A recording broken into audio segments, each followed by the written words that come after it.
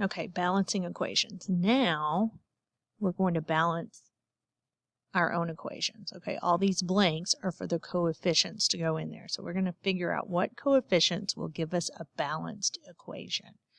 Okay, last time you did this, it was the 8th grade, so it's probably been a while, or if you took IPC. All right, so here we go. Again, I'm going to write down my elements. I'm going to do my counts on my left and my right hand side, which you learned how to do earlier. And obviously it's unbalanced. If it was already balanced, you would put 1s in the blanks to say, hey, this is already balanced. Okay, obviously ours isn't balanced. The magnesium is good, but who is off balance? Because usually we would start with our metal and leave oxygen to the last. But since our metal is already balanced, we're going to go with our oxygen here. So it's telling me on the right-hand side, remember, because this is the left and the right-hand side of the arrow, I need to multiply by what number? So 1 times what number is 2? 2. So this is my counts. These are my answers. The answers go in the blanks. So now I have 2 oxygen, which is balanced. But when you put that there, what else got changed? Or what else was changed? I guess got changed is not correct English. So 2 times 1 is also 2, right? So now I have 2 magnesium, 2 oxygen on the right. My oxygen is good, but now I need to balance my magnesium. So 1 times what number is 2? 2. So now that's balanced. Now everything is balanced. I don't need to change this. So if I'm not changing it, I'm going to put a 1 there. So my answer is 2, 1, 2. This is not my answer. This is my counts. Okay, 2 different things. Let's look at number 2. All right, so I've got aluminum and oxygen. And again, we're going to look at the left and right-hand side. So on the left, I've got 1 aluminum, 2 oxygen. On the right, I have 2 aluminum, 3 oxygen. And again, I would rather start with my aluminum and go from there. But let's look at this oxygen because we have a problem. There isn't anything I can multiply 2 by to equal 3, right? That's already telling me that's not going to work out. It's easier to work with even numbers. Now, sometimes odd numbers will go in here, but most of the time it's even numbers. But when you have something like this, we're going to use the least common denominator, okay, which is 6. But how do I know that? Well, really all I have to do is multiply these 2 numbers together, and it's going to tell me what number to use. So 2 times 3 is 6, right? So that's telling me on the left-hand side, I'm going to multiply by 3 to get 6.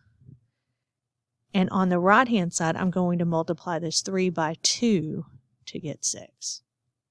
All right, you still with me? All right, when I did that, though, what else got multiplied by 2? That aluminum. So now my count on that aluminum is 4. And I'm going to go to my left-hand side, and 1 times what is 4? 4. So now everything is balanced, and my answer is 4, 3, 2. Now I want you to try some of these and see how you do. All right, let's flip over to the other page, though, because I'm going to show you a little trick. All right, on number 8, okay, we have more elements on this side. Okay, so I've got potassium, and you see this PO4 here? Notice how it's grouped together because it's that polyatomic ion phosphate. It's grouped together over here with a 2. So I'm going to group it together over here, and I'm going to say I've got 1 phosphate, right, and 2 phosphate over there. Okay, and then there's calcium. So let's do our counts. On the left-hand side, I got 3, and PO4 is grouped together. I'm going to put him in parentheses. And then I have 1 calcium. On the right-hand side, I've got 1 potassium, 3 calcium, and there's a 2 outside there. Okay, I've chunked the ions together. It's called ion chunking. And again, let's start with our big ion.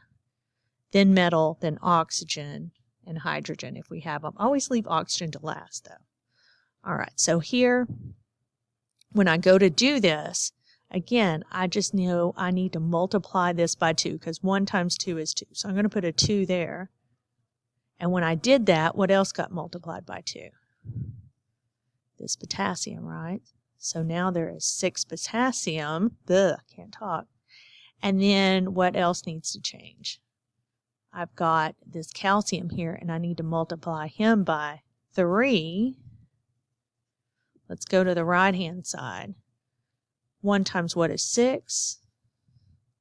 This is already balanced. This is already balanced. So I'm going to put a 1 there because I'm not going to change anything. So here's my answer. 2, 3, 6, 1.